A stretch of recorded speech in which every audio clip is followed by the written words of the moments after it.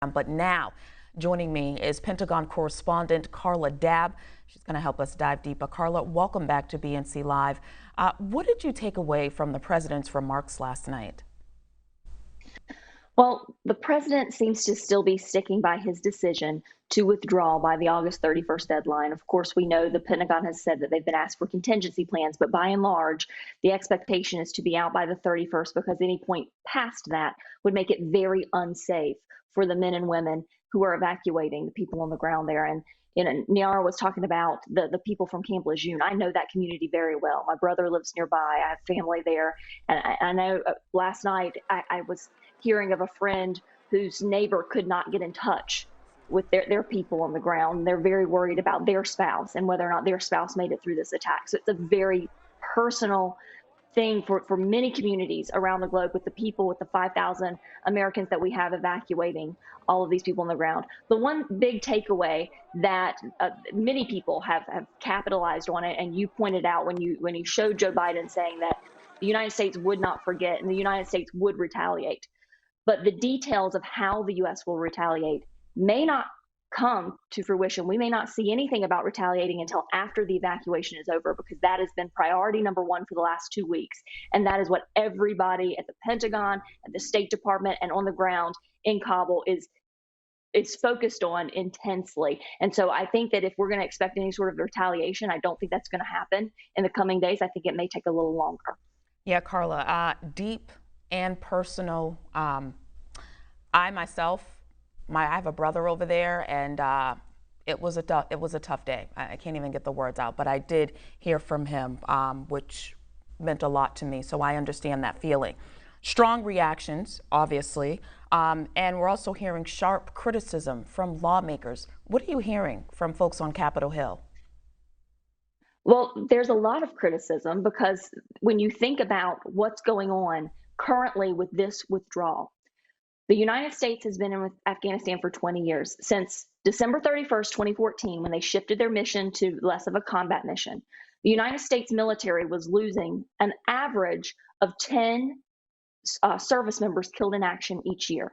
That's for the whole year. And then in this one day, more service members lost their lives. So the criticism coming from Capitol Hill is, how is this policy change? How is this withdrawal making U.S. forces any safer?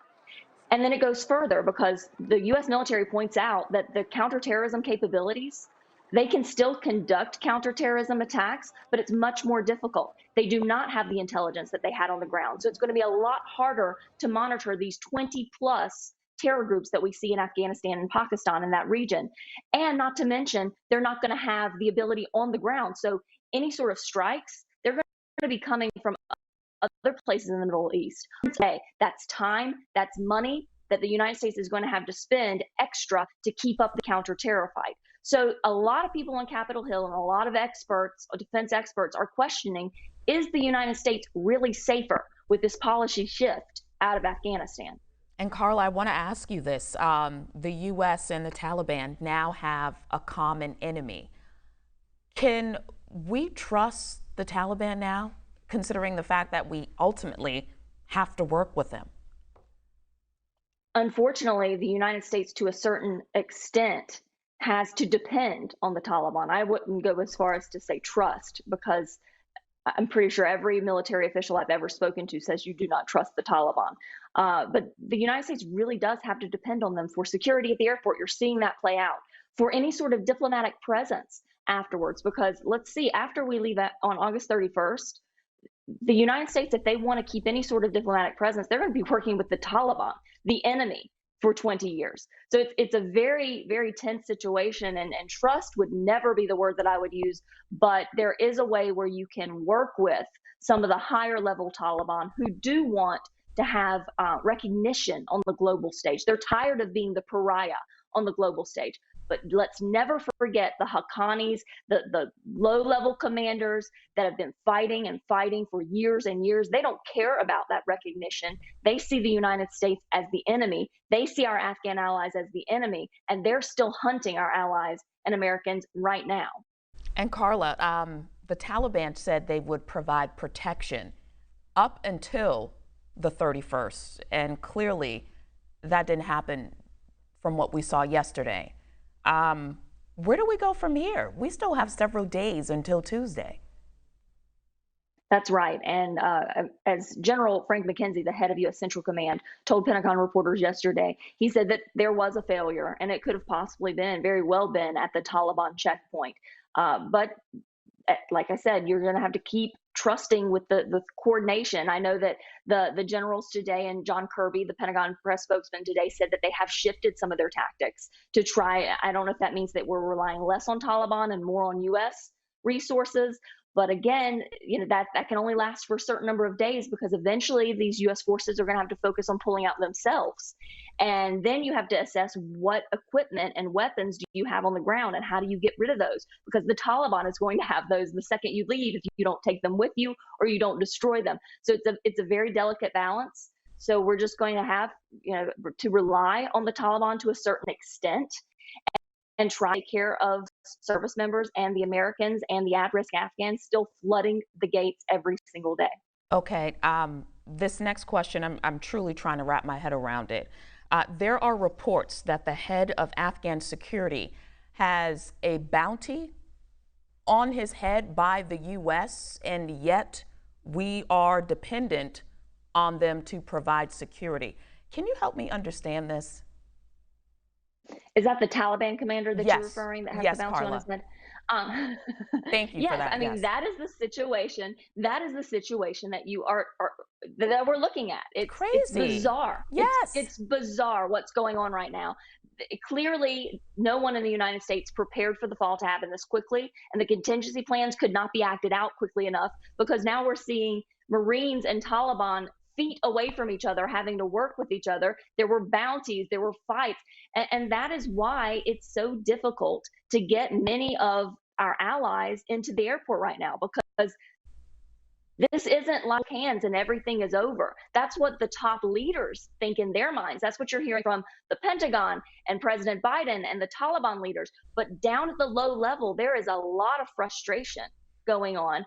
And there are a lot of people that want revenge. And so that's why this is such a scary situation, a bizarre situation, as we've discussed, because there are a lot of people that we did not trust. And now we're being forced to work with them, whether we like it or not, because that's the only way to get Americans and at-risk people, Afghans, to the airport right now. And I want to ask you this last question before we have to wrap. How do you recognize who is who, considering the fact that the Taliban took our gear, our equipment? How do you recognize a Taliban from a U.S. soldier? Well, that's very difficult. And I know we've all seen the images of Taliban people wearing American equipment, wearing uniforms. We've seen all of that in the past days. So it is very difficult to see who was the Taliban and who were our allies. And I know for a fact, I was talking to people trying to get to the airport, and one guy who did make his way to the airport, he had to go incognito and almost go undercover and pretend that he wasn't working the Taliban, dress a different way to try to make it to the airport. So it's a very difficult situation on the ground. And let's not forget that our intelligence sources are not what they used to be, because we're not there anymore. So everything is more and more difficult by the minute.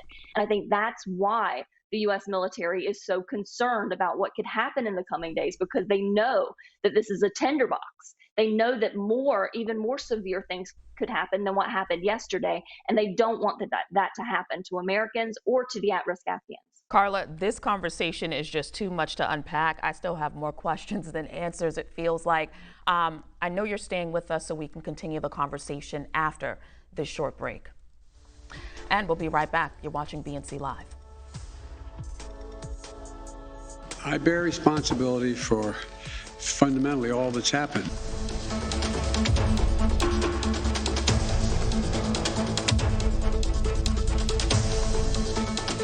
Thanks for staying with us. The Biden administration and U.S. military facing criticism for working with the Taliban following the bombing that killed over 90 Afghans and 13 U.S. soldiers in Kabul Thursday.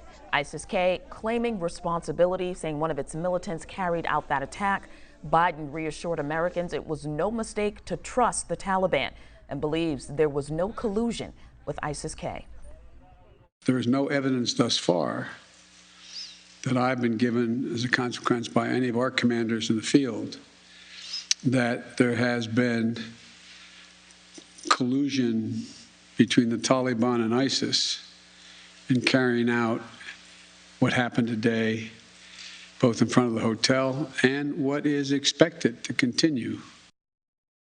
And to continue that conversation, I want to welcome back Pentagon correspondent Carla Babb. We're having a fabulous conversation about this chaos that is happening right now in Kabul. And Carla, I want to ask you, we started this conversation before we went to break. You were mentioning the fact that all of our top officials have already pulled out. So where's the president getting his information from? Because it clearly is changing by the day, from not knowing that the Taliban would take over so fast to now saying he doesn't believe that the Taliban was in collusion with ISIS. Well, the understanding that I've received from intelligence officials and military officials was that when the president made his decision, kind of the normal scenario that they would go with, of course, there's a range of what could possibly happen, but the normal situation would be that the Taliban wouldn't take over until the end of the year. So when he made his decision in April, that was the intelligence that he was going with. But over the course of the next weeks to months, that assessment became that the Taliban could take over in 90 days or even 30 days. And as the assessments kept getting shorter and shorter, you couldn't really take the assessments at face value because you can see a pattern of how the assessments are falling short.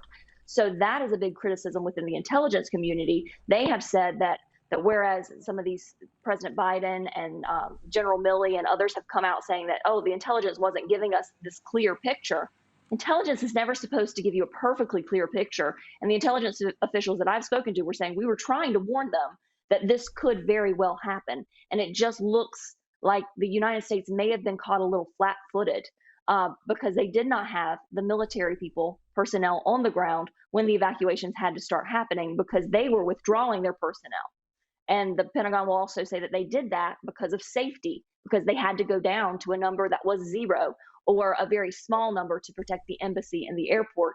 And so it's a lot of back and forth on who's to blame. And I'm sure that over the coming weeks, there will be a lot of analysts and experts trying to parse through who exactly was to blame and how the intelligence was either wrong or was not listened to. Carla, how does America look right now to the rest of the world?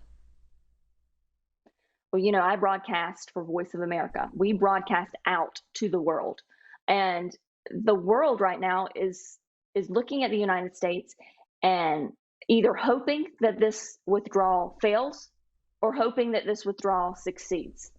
There's a lot of allies that have been working with the United States for this withdrawal to get their own people out of Afghanistan. And so they're very hopeful. But then you've also got people like the countries like China or Russia. The Russians and the Chinese are looking at this very happy right now.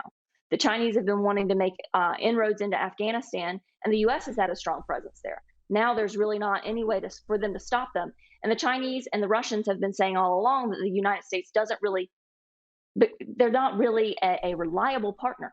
Don't trust them. The Chinese are specifically saying this rhetoric about Taiwan, which is a partner with the United States and an ally that the United States has vowed to protect and help.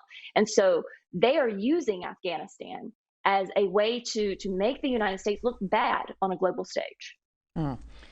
Carla, my other question for you is, how does the president plan to hunt down ISIS-K if we don't have the proper people on the ground?